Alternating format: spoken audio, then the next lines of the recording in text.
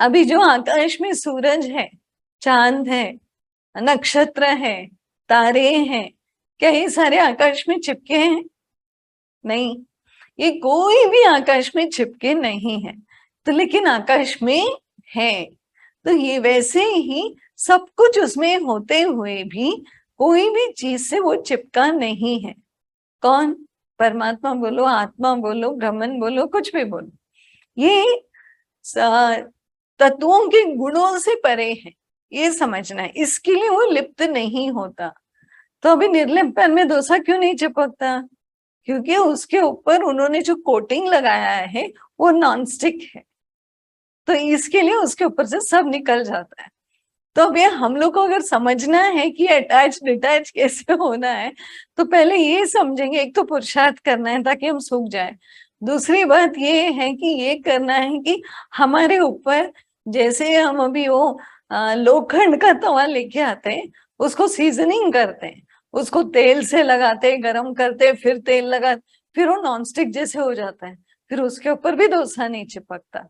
तो अगर अभी हम लोखंड वाले तवा है, तो हमको खुद को गरम करना है, तेल लगाना है, गरम करना है, तेल, ऐसे खुद को सीजन बनाना है।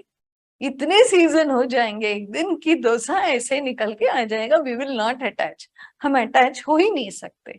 तो ये जो प्रोसेस है, ये जो गरम करना, तेल लगाना, गरम करना, उसको नॉनस्टिक बनाने की जो विधि है, वही पुरुषार्थ है, वही सत्संग से मिलता है।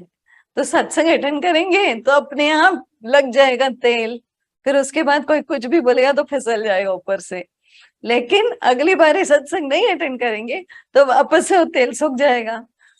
इसके लिए हमको कंटिन्यू कोई चीज करना है, हर बुधवार को हर चीज, या दिन में भी हर दिन जितना हो सके पुरुषार्थ का चालू रखना है।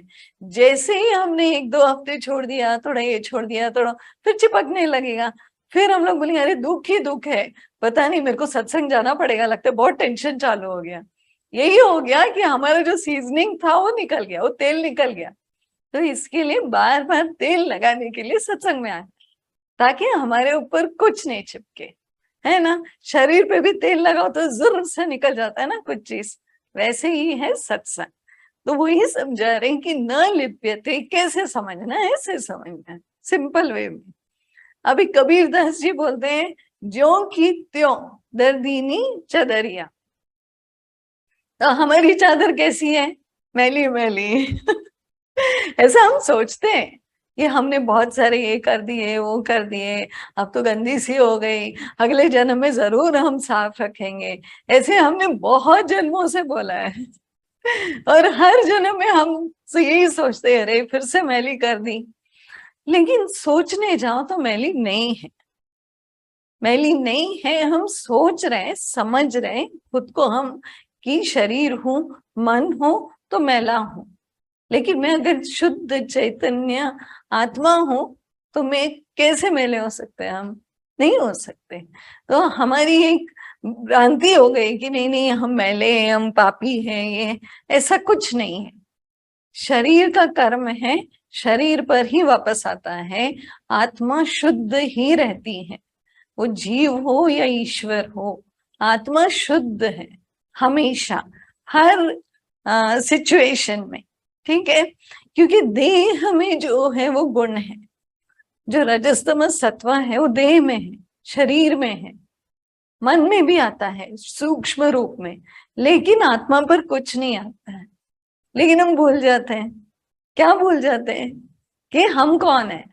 हम और कुछ नहीं भूलते, हमको सब याद होती है, कहाँ क्या रखा है, तिजोरी में क्या रखा है, सोना किधर रखा है, पैसे कौन से बैंक में, सब याद होता है हमको।